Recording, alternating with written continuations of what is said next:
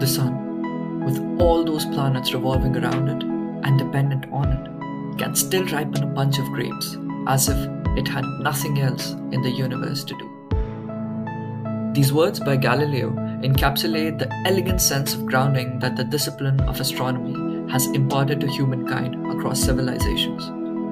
Welcome to a brand new episode of Zeroing In. Today, we are in conversation with a very articulate astrophysicist, Professor Bhal Chandra Joshi, whose expertise spans far beyond the boundaries of multiple conventional disciplines, and he combines it all to study the inner workings of the universe on a regular basis. Professor Joshi graduated with a bachelor's in technology in electrical engineering from the Indian Institute of Technology in Roorkee, and went on to complete his master's at the Indian Institute of Technology in Mumbai. He then pursued his doctoral work in the field of astronomy and astrophysics and has been associated with the National Center for Radio Astrophysics, or NCRA, by TIFR in Pune for the longest part of his career, where he is currently based at as well and is a very active researcher. His fundamental research addresses the long-standing questions about neutron star systems and specifically pulsars in involved perspectives. Along with this, a major part of his career and work with the well-renowned veteran and stalwart of radio astronomy in India, Professor Govind Swarup, was dedicated towards building the Giant Meter Wave Radio Telescope, GMRT, which is the long-standing world's largest radio telescope in the given frequency range that it addresses, and is truly a marvel of expertise of science and technology development in India. Our discussion with Professor Joshi took off with the fascinating ideas of astronomy, playfully transitioning into the intricacies of astrophysics, discovering the process of merging the thrill of solving puzzles, fueled by a deep sense of wonder.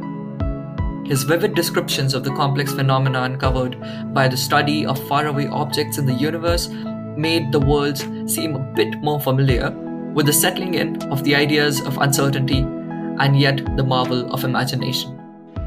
In part 1 of our conversation with Professor Joshi, we talk about these answers and probe more towards the deeper questions that beg for an understanding in pursuit of the understanding of our own origins. Hosting this episode with me today is Dr. Rashi Jain, who recently completed her doctoral work in astronomy and is currently pursuing her research. And I am Naman Jain for Zeroing In, the Science Podcast.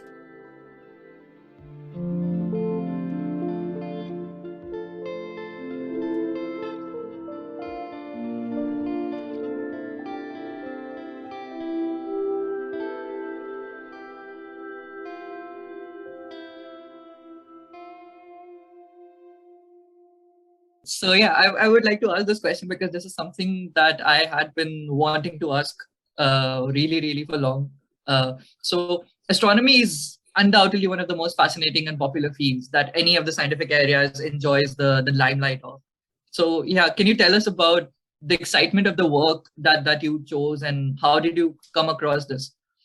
Or how did you stumble upon this? When did you decide that astronomy was something you wanted to do? Yes, so I think the excitement part is inevitable because in astronomy, your canvas is not restricted to your city, your town, or your planet.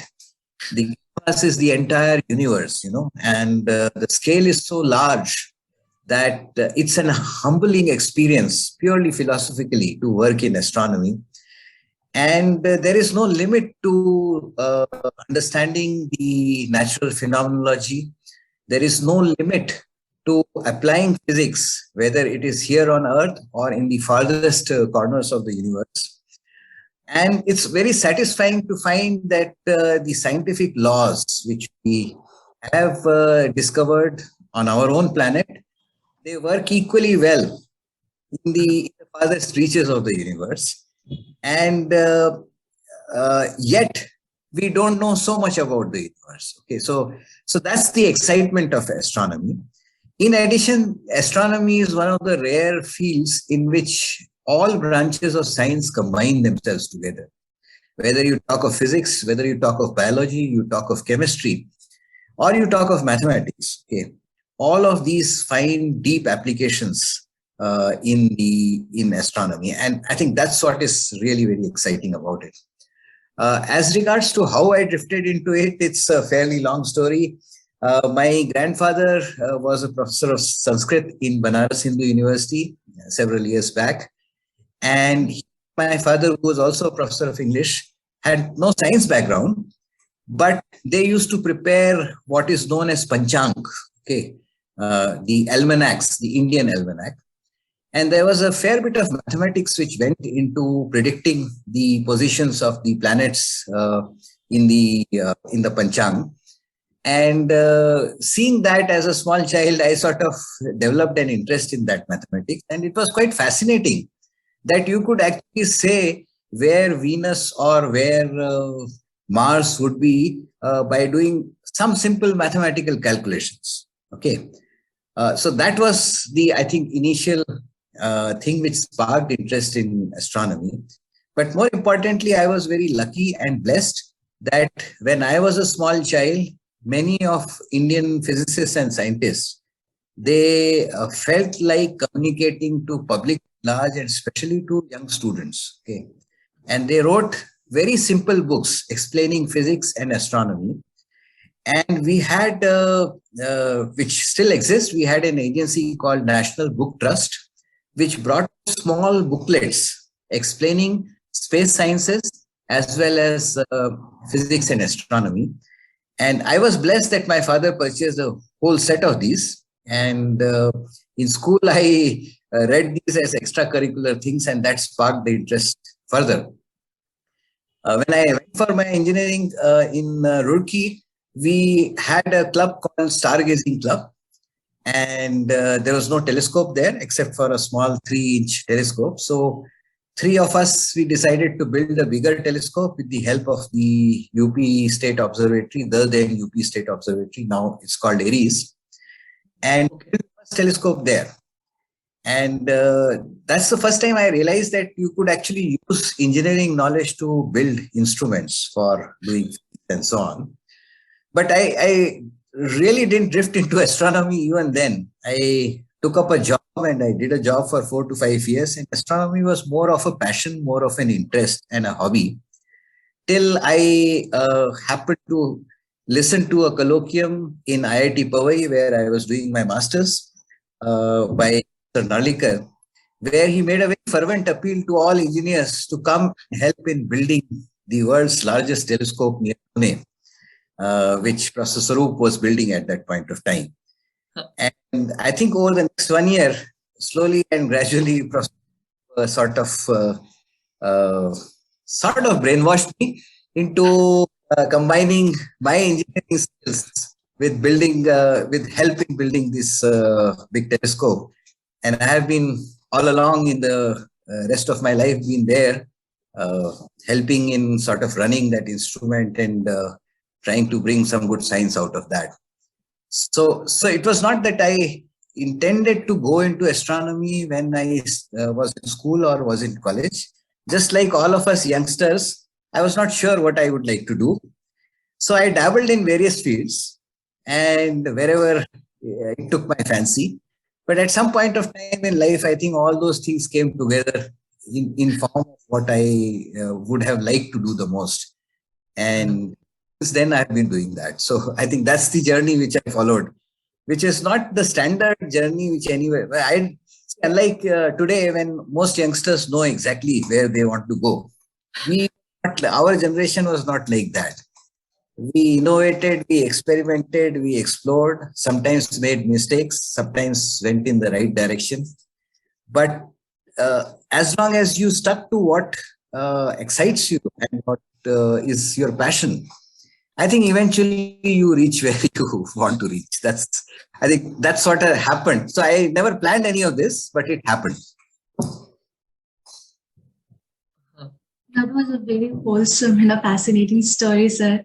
I actually myself come from electrical engineering background, and then I switched to astronomy. So your story it's very inspirational.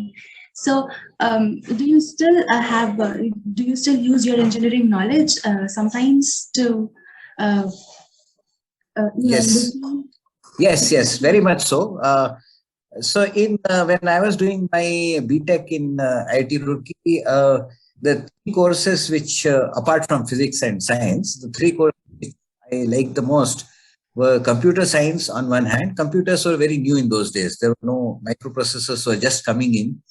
The other thing was the communication theory, which had a lot of signal processing, fast Fourier transforms and so on. And the third thing was electromagnetism. Okay. I liked the electromagnetism very much because the whole structure of the course was so well-rounded. And I remember I spent about 2 weeks to go from cover to cover in the book by H.D. Krauss, who was also a radio astronomer. And it was quite fascinating. And same thing was fascinating about the mathematics of the signal processing in the communication systems. And eventually I ended up doing a project on controls. We actually built as part of our BTech project, one of the first microprocessor-based signaling system modeled on the Delhi railway stations. We actually went on a field trip and did all that. So that's how I sort of learned many of these things. And as I said, I didn't plan any of these things. I went where my fancy took me. When I was doing my master's, I was actually working on control theory. And when this discussion about the 45-meter large telescopes to be built as part of giant meter wave radio telescope came, it appeared to me that I can apply this in the control and precision control of the radio telescopes. And I discussed this with Prof. Swarup, who was very much excited and so excited me in doing this. So my thesis actually turned out to be a design of the full control system. Okay, so in 1990s, that was the first embedded kind of an application which was there in the control of these. And we have continued to sort of improve upon that.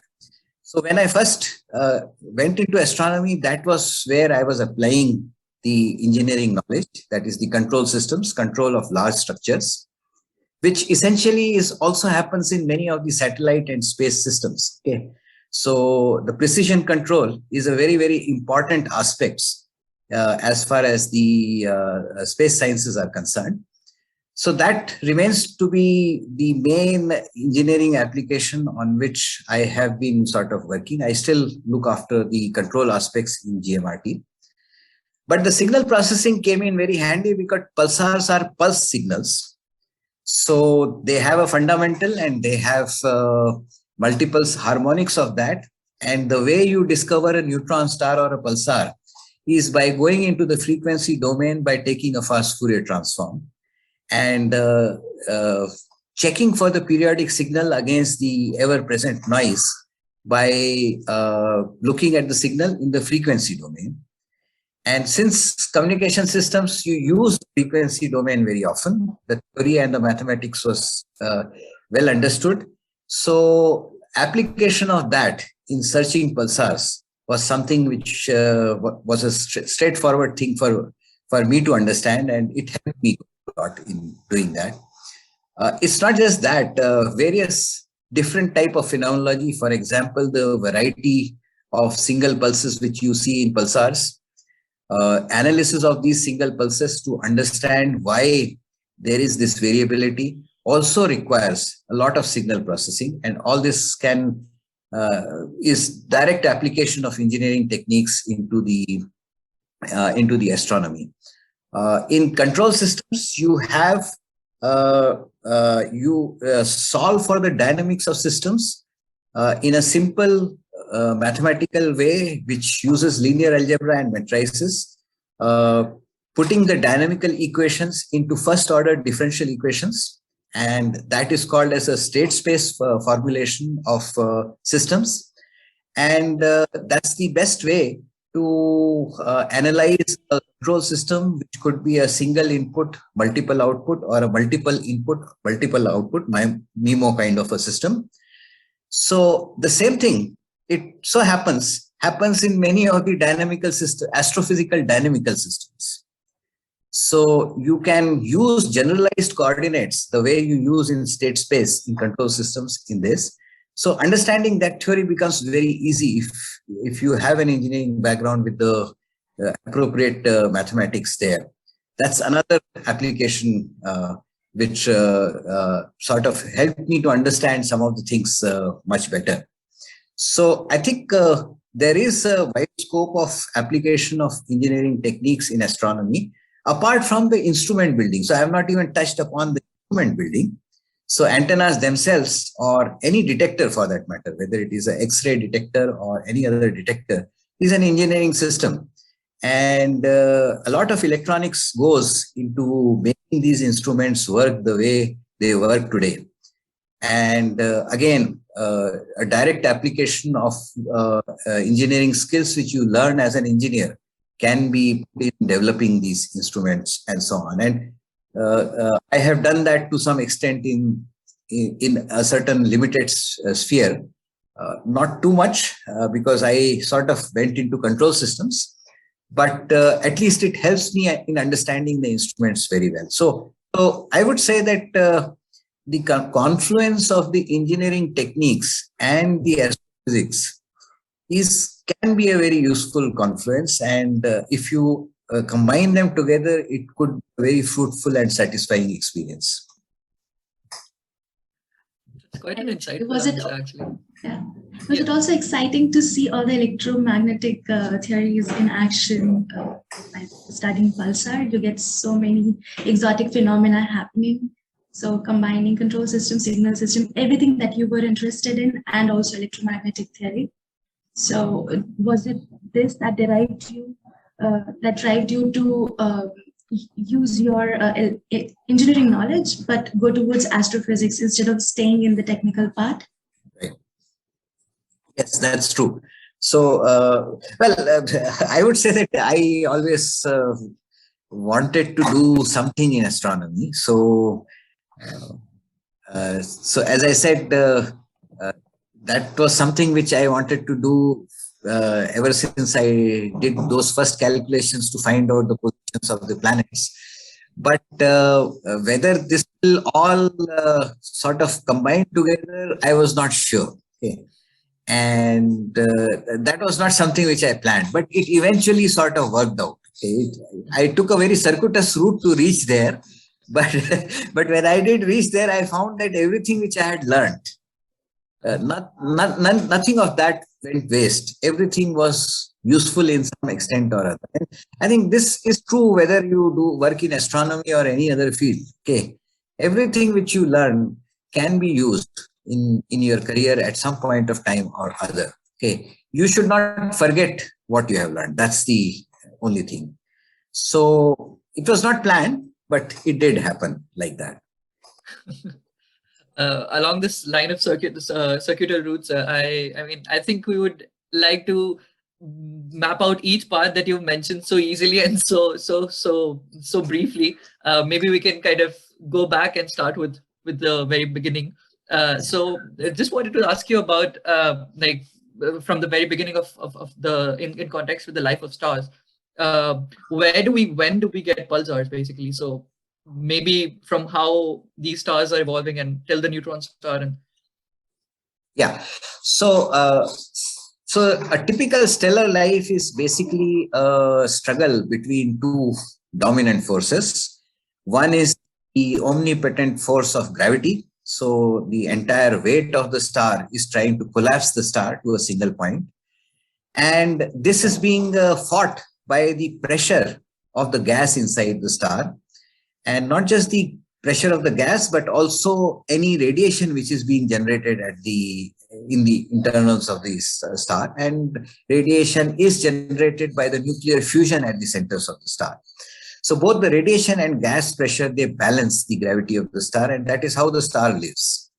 But this can only happen till the time the nuclear fuel inside the star is still available. And there comes a time in the fusion cycle where you need to supply energy for further fusion. And that happens when you have synthesized elements up to iron.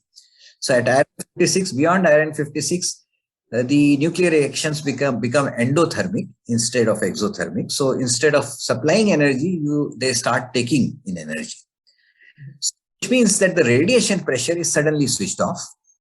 And because the radiation pressure is switched off, the star collapses. Now, depending the mass of the progenitor star, the star from which the end product would be produced, you can have different types of entities. Professor Chandrasekhar proposed at the time quantum mechanics was first discovered in 1930s that collapse of a sun-like star would end up in a star which is predominantly supported by pressures of degenerate electrons, and that is known as white dwarf. But if it's a more massive star, 8 times to 10 times the mass of the sun, then the collapse cannot be prevented by the electron degeneracy pressure. On the other hand, the electrons combine with protons because a reaction called inverse beta decay reaction becomes energetically favorable, and this combination produces a neutron-rich material. So the star collapses to an end product, which is a neutron star. More massive stars, of course, will collapse to a singularity called black hole. So neutron star is somewhere between white dwarf and black hole. And when this collapse happens, to preserve for conservation of energy, which is also known as virial theorem, the outer part of the star is blown away and the inner part collapses to a 10-kilometer diameter, very compact star of mass, which is about 1.5 times the mass of the sun. And that compact core is neutron rich, and that is the neutron star. The outer shell is blown away in an explosion, which is known as supernova explosion. And the best example of supernova exploded star is the Crab Nebula, which you can see through a telescope. Okay, it's a very tiny nebula and so on, and houses a 33 millisecond pulsar inside that.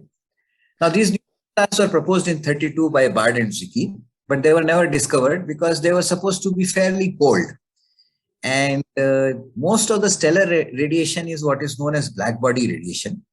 It is by virtue of the temperature of the star, and cold stars like this would produce very little intensity and so will not be visible in the visible light. So people didn't expect them to see till Dame Jocelyn Bell and Professor Anthony Hewish discovered a very strange periodic signal in 1967, which was the first pulsar discovered, called CP 1919.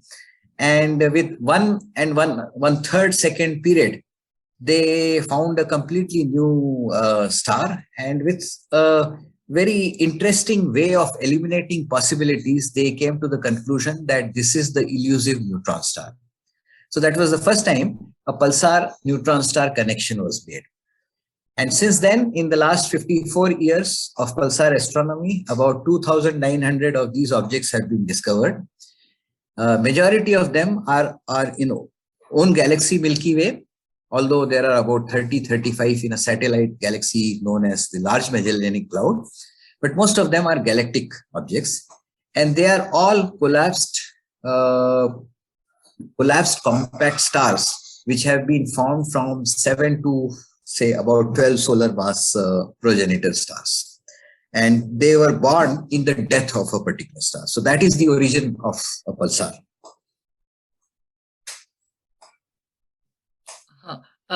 Just one question, which really irks us here, is that how did we actually conclude that it was indeed a neutron star? I mean, we saw this pulsar, which seemed to be very fascinating, because I mean, it seems extremely fascinating that it rotates and has such a precise period. But yeah, I mean, how did we conclude that it was a neutron star indeed? Yeah, that's a very good question. In fact, that's a question which illustrates the scientific method which we use. You know, astronomy is a very different type of science. You can't touch the object which you are studying. You can't even go near the object which you are studying. They are millions of light years away. So there is no way you can control the experiment which you are doing.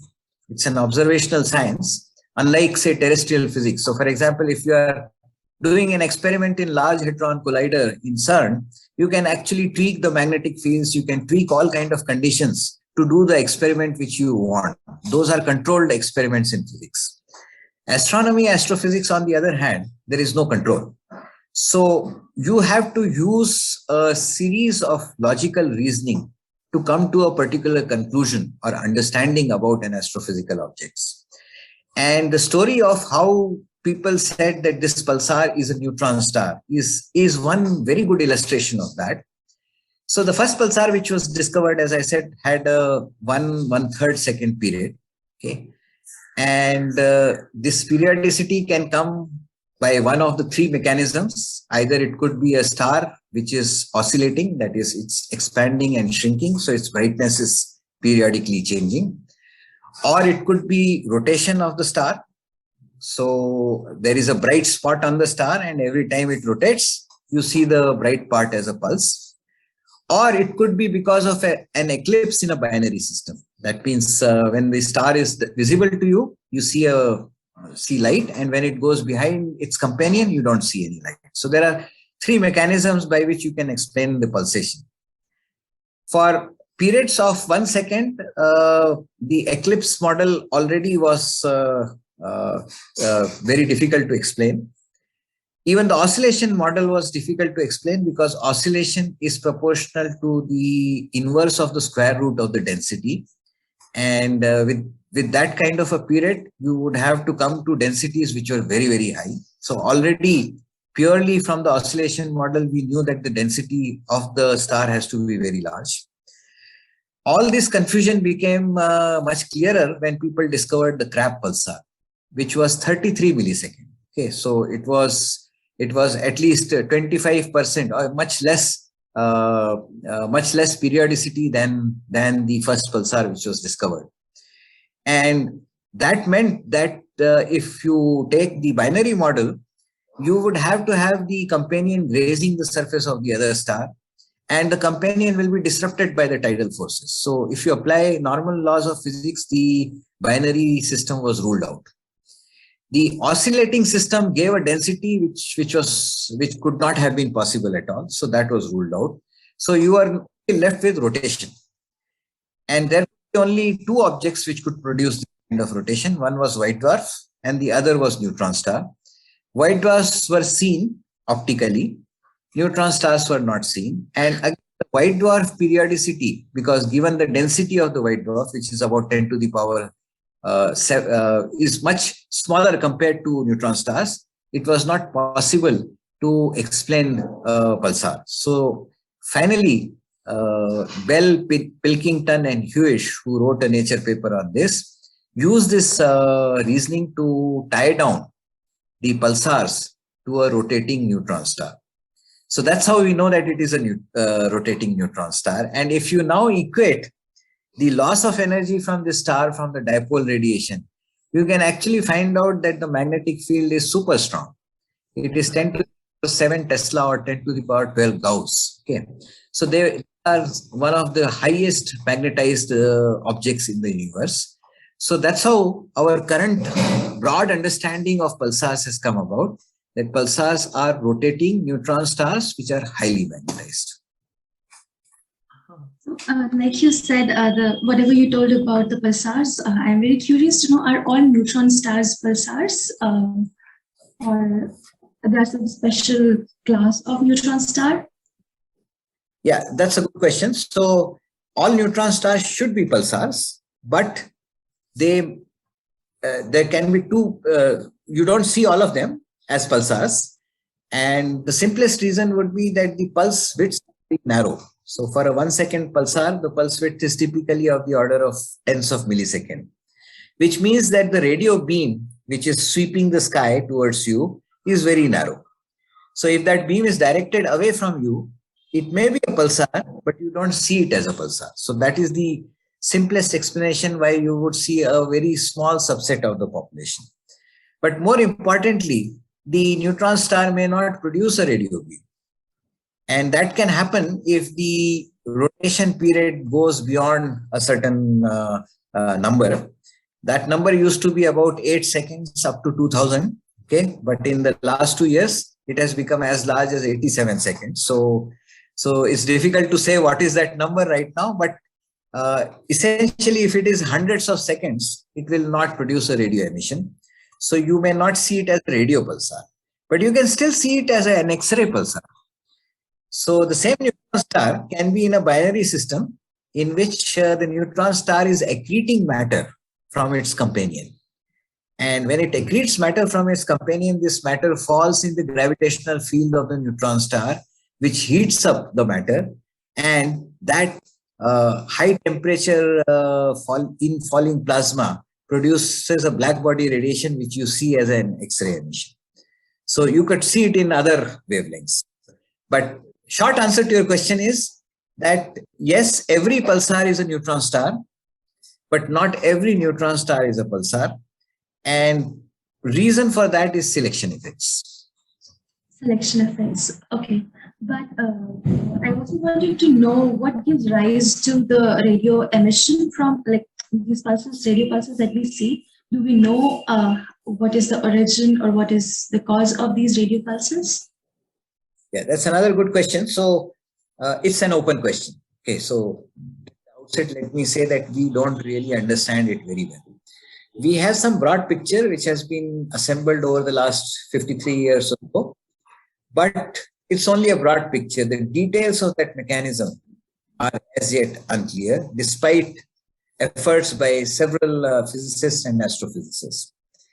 In the simplest model, the emission is produced by relativistically moving electrons and positrons. And these relativistically moving electrons and positrons move along the dipolar magnetic field lines, which are curved by nature. And they are constrained to these magnetic field lines like beads on a string, because the magnetic field is so strong. Okay. So it does not allow any perpendicular energy to remain. So all the perpendicular energy is radiated away. The particles move only along the curved magnetic field lines. But since the magnetic field lines are curved, they experience an acceleration, and an accelerated charge radiates. Okay. This radiation is beamed because these charges are moving fairly close to the velocity of the light. So from special theory of relativity, one knows that the angles, they get distorted when you go very close to the speed of light. So normally a non-relativistically moving charged particle will radiate isotropically. That is, it will radiate in all directions. But if it is relativistically moving, this isotropic radiation, that is the radiation in all direction, gets concentrated in a direction, in the direction of motion of the particle. Okay. That is the beam of that particle. So since these particles are moving on the dipolar magnetic field lines, which are originating from the poles of the neutron star, the radiation is beamed from the pole. And the magnetic pole of the neutron star is not aligned with the rotation axis of the neutron star. So it's like a lighthouse. So just like a lighthouse beam, every time the star rotates, the beam crosses your line of sight and you see a radio flash. And that radio flash is the pulse. So this is the broad understanding. But how these relativistic particles are produced, why they are relativistic in the first place, what are the magnetic field, and these particles are all escaping from the neutron star. So why does the neutron star not become positively or negatively charged? Where is the return current coming from? All these are still open questions.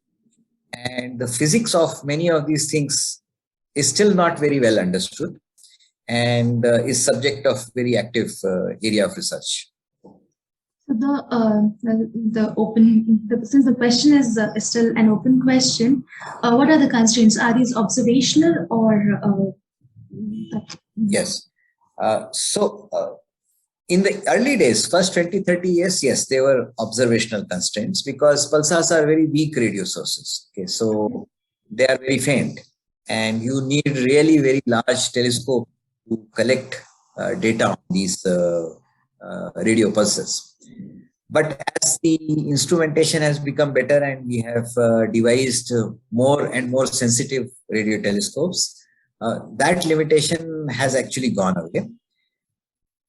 However, the physics itself is something which is very complicated because this object is an object of extremes. You know, the magnetic fields are 10 to the power 12 Gauss. The electric fields which operate are 10 to the power 12 electron volts. So, and there is a copious spare plasma which is there in the magnetosphere of these neutron stars. So how does the physics operate in these complicated conditions is not a very straightforward thing. And there are no analytically closed form solutions for that. So typically, pulsar astrophysicists have resorted to what are known as phenomenological models. And the explanation which I gave you is more phenomenological than the physics part of that. The other part is that as a physicist, one would like to come out with a theory which is self-consistent. That is, if I look it from one perspective or another perspective, I get the same answer. If I have a theory and I ask 4 questions, I should not get divergent answers. That is an inconsistent theory. Only when a theory or a hypothesis provides you answers which are consistent with each other for different questions, when you look at it from different perspectives, you say that this is an acceptable theory. Okay, so for example, Einstein's general theory of relativity, you ask it from different points of view, whether it is gravitational wave or whether it is shrinkage of orbit or whether it is special effects like time delay in Shapiro delay, or it is a shift of frequency as the red shift and blue shift of the photons. The answers to the questions are all sort of having an origin from the theory. And so we have great amount of confidence and trust in Einstein's general theory of relativity. Okay. So a theory, a hypothesis to be an accepted theory in science has to provide consistent answers. For pulsar emission mechanism, that is the problem. So if you invoke a certain part of physics and build a model, okay, it does not explain something else. If you build a model for that, it does not explain the original question which you came up with. So astrophysicists have not been able to come up with a consistent theory. So I told you about the charging and discharging of the pulsar.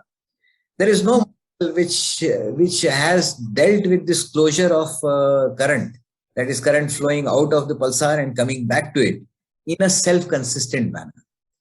So difficulties are less observational. So in summary, the answer to your question is it's less observational. We have a plethora of observations which are available. The difficulty is in terms of developing a consistent theory. So it's a theoretician's nightmare, so to say, the pulsar emission mechanism. Wow, the way you explained this, I mean, the string of ideas that this came across one by one, it was so fascinating. I mean, rather than a nightmare, it sounds like a theoretician's paradise in some sense. Yes. The people who keep working on it and give up after 30 years, they feel it is a nightmare. Yes, it's very exciting in the sense that it keeps the investigation in the physics. I have seen in the duration of my career 3 generations of theorists come and come with distinctive theories, and they are still working on it. And part of the reason is you don't get analytical solutions. Okay, so the advancement of computers and supercomputers in the last decade has meant that people have started doing simulations. And there's a completely new generation in the last decade of theorists who work with numerical computation in doing that. And they have made quite a lot of progress. So it's not that we've not understood anything. We have understood quite a lot of things, but I think there's still quite a lot of way to go, which is exciting for future astronomers, physicists to come. That indeed is extremely fascinating. I mean, I remember when we were in this radio astronomy winter school, and we were extremely fascinated by the number of times we were hearing like professors such as yourself coming up and telling us that, yeah, this is also an open question. I mean, that is probably where it piqued the curiosity that there's just so much to still do. And sometimes in schools, we are given this idea that like science is saturated. Like this is where it starts, this is where it ends somehow. Which I'm not so sure how. No, actually the nature of the science is such that it's a quest of understanding the natural universe around you.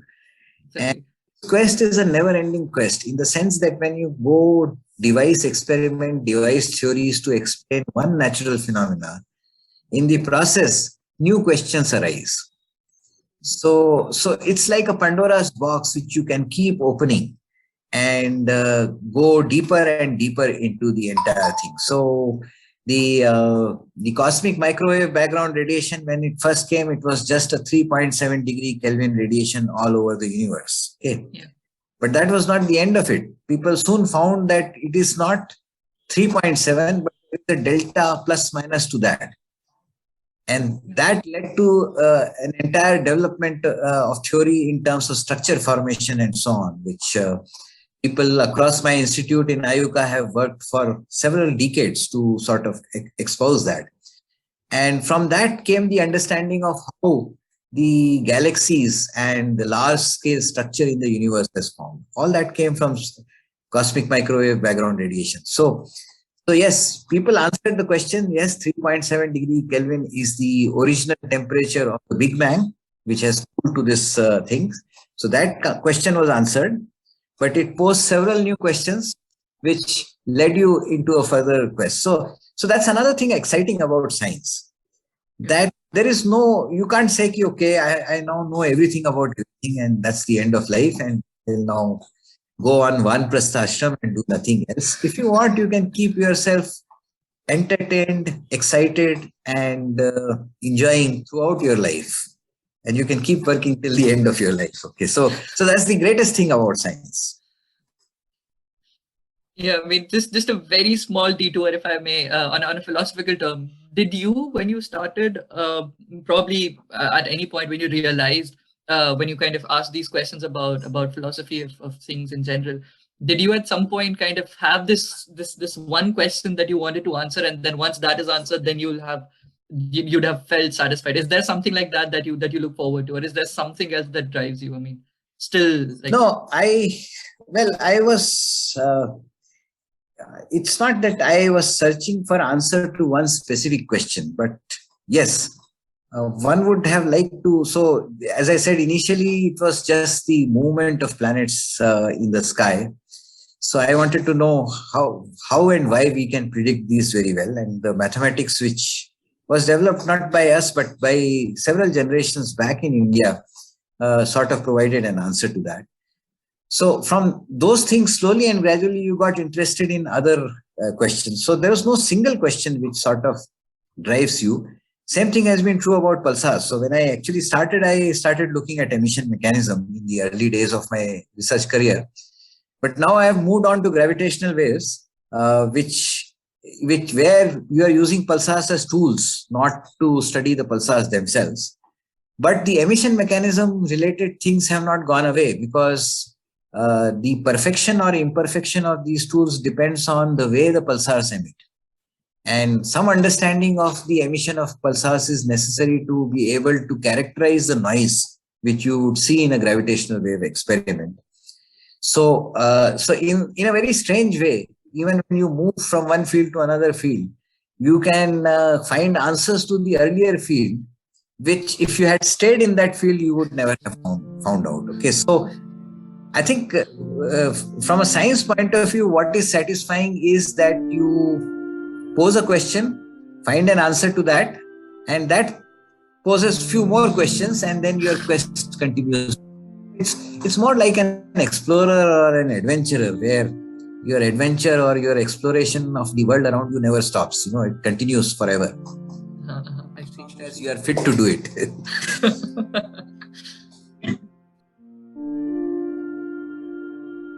This was the first of our two-part episode of Zeroing In with Professor Bhal Chandra Joshi. Zeroing In aims at bridging the pronounced gap between the young enthusiasts of science, technology, and research, academicians, scientists, and researchers throughout the Indian subcontinent and even further. Tune in to the second part of this conversation, where we discuss further with Professor Joshi about the wider horizons of this field, perspectives on the fun of and the need for multidisciplinary influences in fundamental sciences, and the quintessential story of this realization of GMRT. You can visit us on zeroingin.org for all the podcasts and the latest updates. Until the next time.